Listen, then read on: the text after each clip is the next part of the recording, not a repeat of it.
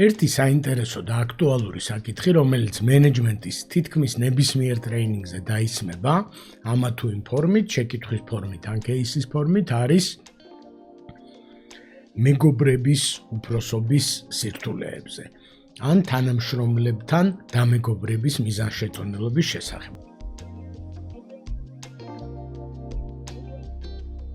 მოდი განმარტოთ, ესე იგი შეიძლება იყოს შეკითხვა, ავიყვანო თუ არა ჩემი მეგობარი სამსახურში, ან ახლობელი, ნათესავით შეიძლება, მეორე, თუ ავიყვანე და თუ მყავს მეგობარი, რომელიც მეგობარი იყო მანამდე და მერე გავხდით უფროს უმცროსი, ამ შემთხვევაში რა თავისებურებაა და როგორ მოვიქცეთ და შემდეგი შემთხვევა არის, როდესაც სამსახურში დავმეგობრდით, ანუ ადრინდელი მეგობრები არა ვართ, სამსახურებრივი მეგობრები ვართ.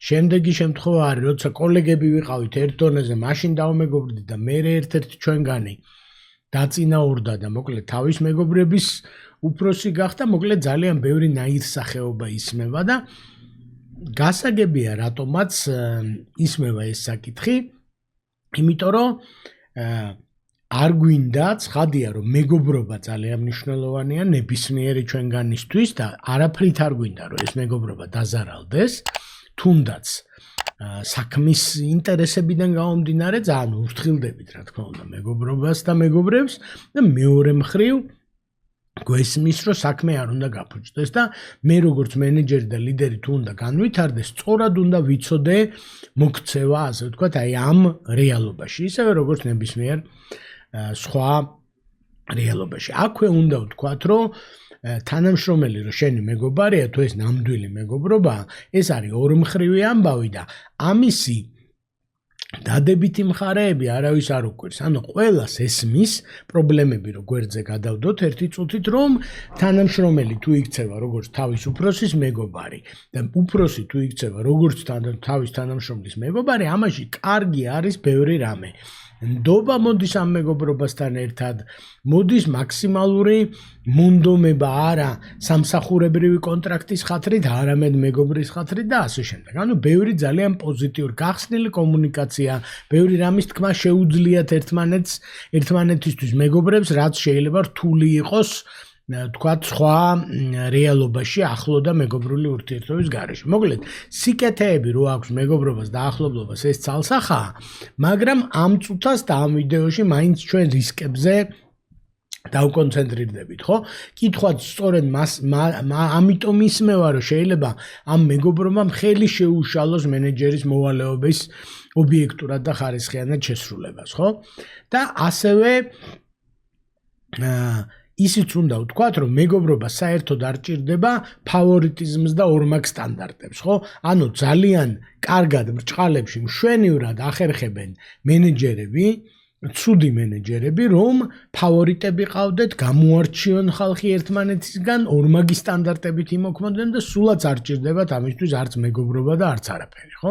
ამიტომ თლად დემონიზებას, ასე ვთქვათ, ნუ მოვახდენთ ამ საკითხის, ხო? ეხლა სანამ ჩაუღრმავდებით, მინდა რომ მადლობა გადავუხადო ამ ვიდეოს სპონსორებს. თქვენ შეამჩნევდით, რომ YouTube-ზე ჩვენი ვიდეოები რეკლამით არ არის დატვირთული და კლასიკური გაგებით სპონსორებიც არ გვყავთ. საქმე ის არის, რომ ჩვენი ვიდეოების სპონსორები, მათ შორის ამ ვიდეოს სპონსორებიც არიან ის კომპანიები და ადამიანები, ვინც გვიკვეთავენ და მონაწილეობენ ჩვენ ტრეინინგებში. და სწორედ ამ ტრეინინგებით მიღებული რესურსით ხდება შესაძლებელი უფასო და ხარისხიანი ვიდეო მასალის მომზადება და ამისთვის თქვენ დიდი მადლობა გეკუთვნით ჩვენ დამკვეთებს და მონაწილეებს. ინფორმაცია ჩვენ ტრეინინგების შესახებ შეგიძლიათ ნახოთ ჩვენ საიტზე flowmaster.g. დაუბრუნდეთ ახლა მეგობრობა მენეჯერობის ამბავს და რამდენიმე სცენარი უნდა განვიხილოთ და თითოეულზე ვიმსჯელოთ, მოდი ცალ-ცალკე. პირველი, სამსახურს გარეთ დავმეგობრდით და მერე დაიწყო ჩვენი სამსახურებრივი ურთიერთობა უკვე როგორც უფროს უმცროსის. ანუ მე ავიყვანე სამსახურში ჩემი მეგობარი, ან ჩემმა მეგობარმა ამიყვანა სამსახურში და ვარ მის უშუალო დაქვემდებარებაში. ან ის არის ზემდგომი. შეიძლება უშუალო დაქვემდებარებაში არ იყოს, შეიძლება ჩემი უფროსი იყოს, ან ჩემი უფროსის უფროსი. ესეც საკმაოდ რთული ამბავია. ან უბრალოდ იმ კომპანიაში იყოს მენეჯერი, სადაც მე ვმუშაობ, ხო? და ამ საკითხს ჩვენ განვიხილავთ მენეჯერის თვალიდან. ეს არის მნიშვნელოვანი, რომ ამ წუთას მე მენეჯერს ველაპარაკები, როგორ მოიქცეს ამ შემთხვევაში, ხო? ესე იგი, თუ თქვენ დამეგობრდით, ამ მეგობრობას არაფერი არ ემუქრება და საფრთხილო არის მეგობრობა, იმიტომ რომ მე ჯერ მეგობრები ვიყავით და მერე გავხდით თანამშრომლები, ხო? მაგრამ ძალიან მნიშვნელოვანია, რომ თქვენ როგორც მეგობრები, როცა ეს სამსახურებრივი ურთიერთობა იწყება, დაჯდეთ და გაიაროთ, ასე ვთქვათ, პირობები და თქვენ როგორც მენეჯერს, თქვენზე არის ვალდებულება, რომ თქვენ ახლობელ თანამშრომელს დაუჯდეთ და ესაუბროთ იმაზე, რომ შეიძლება სხვანაირად მოგიწიოთ კომუნიკაცია სამსახურში, ხო? შეიძლება მეც სახელს ეძახდეთ ერთმანეთს, მაგრამ სამსახურში არ გამოვა. როგორც არის მიღებული სამსახურის სტანდარტით, ისე უნდა მოგმართოთ იმანაც და თქვენც ისე უნდა მიმართოთ და ფამილარული მიმართვები და ძმაო და ჯიგარო და ისინი არაფრით არ გამოდგება, რა თქმა უნდა, კარგად გვესმის. ასევე უნდა შევთანხმდეთ ფიდბექზე, როგორ ვიმუშავებთ, რამე თუ არ მომეწონება, უთხრა თუ არ უთხრა, იმას რო არ მოეწონება, რა მითხრას, ხო?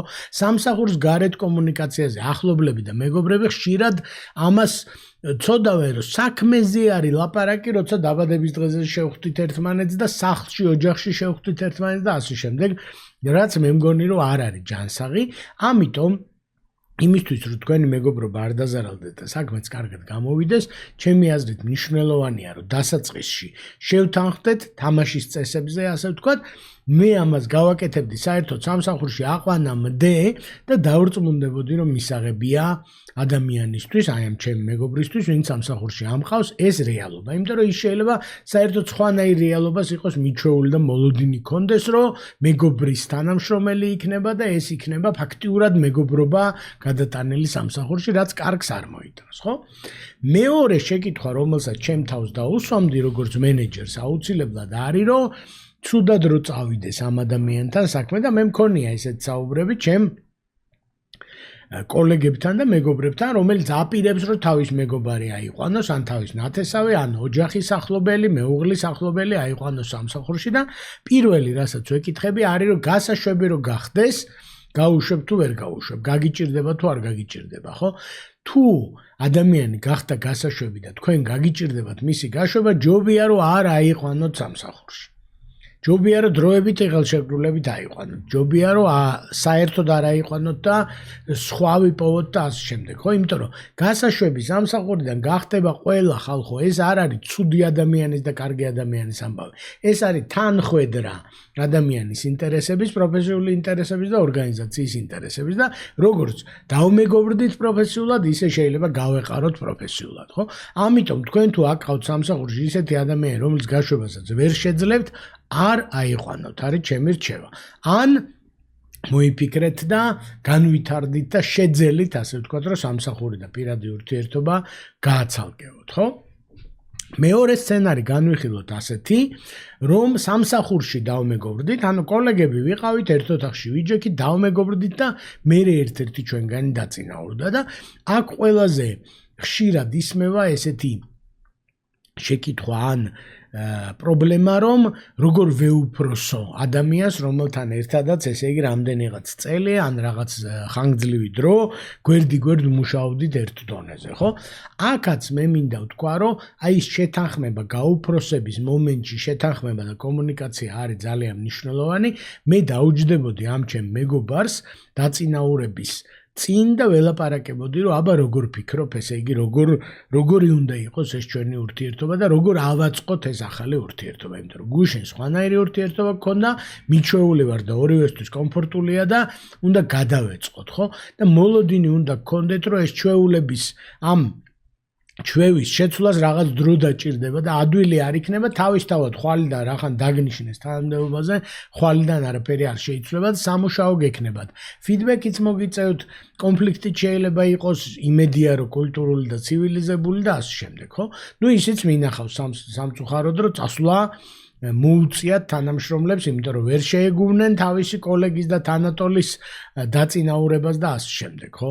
ამიტომ მოკლედ ადვილი და იდეალური სცენარები არ არსებობს, მაგრამ მზად უნდა ვიყოთ და რაც მთავარია კომუნიკაცია უნდა კონდეს მეტი, ასე ვთქვათ, აი ამ მეგობრულ ურთიერთობიდან გამომდინარე, ვიდრე ჩვეულებრივ თანამშრომელთან, ხო? შემდეგი საკითხი არის, რომ უფროსი და უმცროსი ვარ თავიდანვე და რაღაცა დამეგობრებისკენ მიდის საქმე და უნდა დავმეგობრდე თუ არა. და ესეც შეკითხვა ისმევა, რომ უფრო დისტანცია უნდა დავიცვა თუ დაბადების დღეზე უნდა მივედი ამ დაბადების დღეზე, უნდა დავლიო ალკოჰოლი, არ დავლიო და ასე შემდეგ, ხო? მოკლედ, ამასთან დაკავშირებით მე რავი, ძალიან ახალგაზრდა ვიყავი, როცა მენეჯერი გავხდი, 1995 წელს მივიღე პირველი მენეჯერული თანამდებობა, რა ვიცი, 30 წელი გავიდა უკვე და ჩემი მეგობრების მენეჯერი გავხდი. ანუ გავხდი ჯგუფის უფროსი, რომელიც ჩემი მეგობრები მუშაობდნენ და მას მერე ძალიან ბევრ კომბინაციაში ყოფილ ვარ, ასე ვთქვათ, მეგობრებთან და ახლობლებთან და დღეს მაქვს სტანდარტი, რომ დიდი სიამოვნებით ავიყვან მეგობარს და ახლობელს სამსახურში და ჩემი თანამშრომლის მეგობარს და ახლობელსაც იმ პირობით, რომ თავიდანვე თამაშის წესებზე შევთანხმდებით და შევთანხმდებით, რომ გაშვებაზე პრობლემა არ იქნება და ასე შემდეგ და გახსნილი კომუნიკაცია გვექნება, ხო? ანუ სწორი გზა არის, რომ ორივე მოვალეობა შეასრულოთ პირნათლად. ხო, დაუმეგობრდეთ თუ არა ჩემ თანამშრომელს, დაუმეგობრდით კი ბატონო, მე საწინააღმდეგო ამისი არაფერი არ ამაქვს და რა ვიცი, ჩემ ყველა თანამშრომელთან თქო ვერ ვიტყვი, მაგრამ ძალიან ბევრ თანამშრომელთან დავმეგობრდი. ოღონდ იმ შემთხვევაში დამეგობრდით, თუ ეს არ შეგიშლით ხელს თქვენი მოვალეობების შესრულებისას.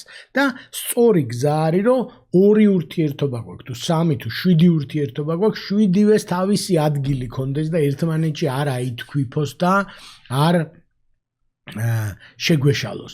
თუ თქვენ დელეგირებისას, შედეგების შეფასებისას ითვალისწინებთ სოციალურ სტატუსებს, მეგობრობას და რაღაცებს, მოკლედ ეგ ძალიან შეგიშლით ხელს. რა საქმე უნდა იყოს საქმე და მეგობრობა უნდა იყოს მეგობრობა და ორივეს შეუძლია თანაცხოვრება. და თანაც მეგობრობა უნდა იყოს ორმხრივი, ხალხო. თუ თანამშრომელი უფროს თხოვს მეგობრულად მოექცეს შედეგების შეფასებისას, მაშინ უფროსმაც უნდა მოსთხოვოს თანამშრომელს, რომ მეგობრულად მოექცეს ამ შედეგების მიღწევისას და საქმის კეთებისას, ხო? თუ მენეჯერს არ შეუძლია შეინარჩუნოს ობიექტურობა და თუნდაც გაუშვა სამსახურიდან თანამშრომელი, მეგობარი, ახლობელი, მაშინ ჯობს არ ყავდეს ასეთი თანამშრომელი სამსახურში, ხო? და ისიც მინდა გითხრათ და ესეც მე გულდაწყვეტით ვისწავლე, რომ არ უნდა მოელოდოთ, რომ უფროს უმცროსობაში დამეგობრებული ურთიერთობა, ანუ მეგობრობა ჩამოყალიბებული იქნება აბსოლუტურად განტვირთული აი ამ უფროს უმცროსობისგან, ხო? და ესეთი მაგალითი მომყავს, რომ წარმოიდგინეთ, რომ დაბადების დღეზე ხართ თქვენი მეგობრის და ვიღაცა მოვიდა სტუმარი, რომელსაც არ იცნობდით, მოკლედ დაელაპარაკეთ, შემოუერთდა სუფრას, მოილხინა თქვენთან ერთად, წავიდა მერე ეს ადამიანი, ეს უცხო და თქვენ კითხეთ თქვენ მეგობარს ვინ იყო და გითხრათ, რომ ეს იყო ჩემი უფროსი სამსახურიდან, ყველა ეტყვის, რომ რატო არ გითხარი, ხო? რას ნიშნავს, რატო უნდა ეთქვა, რა მნიშვნელობა ქონდა სტუმარი იყოს უფრასთან, ხო? მაგრამ ჩვენში მაინც არის რაღაცა ჩარჩორო, ცოტა ზედმეტი ფამილარობა არ გამოგვივიდეს, ესე იგი ის უფროსი მაინც უფროსია, გავლენა იქნება ჩვენი მეგობრის მომავალზე და ასე შემდეგ. ხო და თქვენ ახართ ეს უფროსი, რომელიც ესე იგი როგორც მისვლით გაახარებთ დაბადების დღეზე, ესე იგი ადამიანებს განსაკუთრებით თაობაში თუ არის განსხვავება, მე ჩემზე ახალგაზრდა თანამშრომლები მყავს ხშირ შემთხვევაში და დიდი ხანია და როგორც მისვლით გაახარებთ თქვენ თანამშრომლები, ესე იგი ისე წასვლით გაახარეთ ხოლმე და ესე იგი ნუ გექნებათ რაღაცა გადაჭარბებული მოლოდინი ამ ურთიერთობასთან დაკავშირებით. რა ეს ძალიან მნიშვნელოვანია, ხო? რა გავაკეთოთ პრაქტიკულად? ეხლა რჩევებზე რო გადავიდეთ რა. პირველ რიგში მოიწონეთ ეს ვიდეო, თუ მოგწონდა ჩვენი არხი გამოიწერეთ, ყოველკვირეულად ვათავსებთ ახალ ვიდეოებს და YouTube-იც და ჩვენც ამითი თქვენი ლაიქებით, კომენტარებით და რეაქციებით ხვდებით როგორი ვიდეოები მოგწონდა, რა თემებზე გინდათ რომ შემოგთავაზოთ ვიდეოები. ესე იგი, პირველ რიგში პრაქტიკულად დაფიქრდით კონკრეტულად თქვენთვის როგორია მეგობარი თანამშრომლისთვის უკავშირის მიცემა, დელეგირება, შედეგის მოთხოვნა და თუნდაც სამსახურიდან გაშვება. დაფიქრდით ამაზე თქვენთვის როგორ არის ეს ამბავი. შეეცადეთ, რომ ეს ორი ურთიერთობა დამოუკიდებლად აწარმოოთ. სამსახურში ვიყოთ თანამშრომლები, სამსახურის გარეთ ვიყოთ მეგობრები. ასევე მნიშვნელოვანია, რომ სხვა თანამშრომლებზე, განსაკუთრებით ავტორიტეტულ ადამიანებთან თქვენ გუნდში გახსნილი კომუნიკაცია გქონდეთ ამ თემაზე და კითხოთ და თუნდაც გაუზიაროთ და აზრი კითხოთ ამ თქვენი მეგობრული ამბის შესახებ. ასევე მინდა გითხრათ, რომ როგორც მენეჯერი როგორც არ უნდა წარმართოთ საქმე, კურილკაში ესე smoking room-ში მაინც აკენწულას ვერ აცდებით, მაინც გაგკიცხავენ. თუ არა მეგობრულად მოიქცევით, მაგისთვის გაგკიცხავენ, თუ მეგობრულად მოიქცევით, მაგისთვის გაგკიცხავენ, არაფერს ერთ დღეს ერთს თუ იზამთ, მეორე დღეს მეორეს, მაგისთვის გაგკიცხავენ. ამიტომ ესე იგი მეგობრები ყავთ, არ ყავთ, აკყავთ სამსახურში, არ აკყავთ, კურილკაში მაინც აკენწლავენ და მაგ მიზეზით არ ინერვიულოთ, მაგასთან დაკავშირებით არ ინერვიულოთ, თქვენ იყავით მართალი თქვენ თავთან და თქვენ იყავით მართალი თქვენს ავტორიტეტულ და საპატივცემულო თანამშრომლებთან, ხო? და დარწმუნდით, რომ თქვენი დაქვემდებარებული მეგობრები არ ცდილობენ ამ ურთიერთობის ძალმხრივად გამოყენებას, ხო?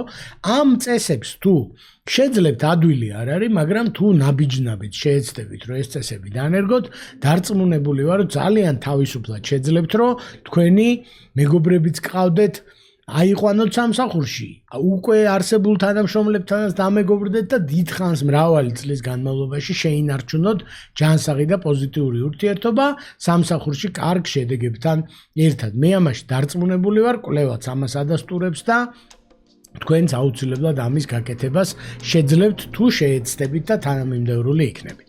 ეს იყო რაც მინდოდა ამ ვიდეოში მეთქვა, მადლობა ყურადღებისთვის და მალე შევხვდებით შემდეგ ვიდეოში.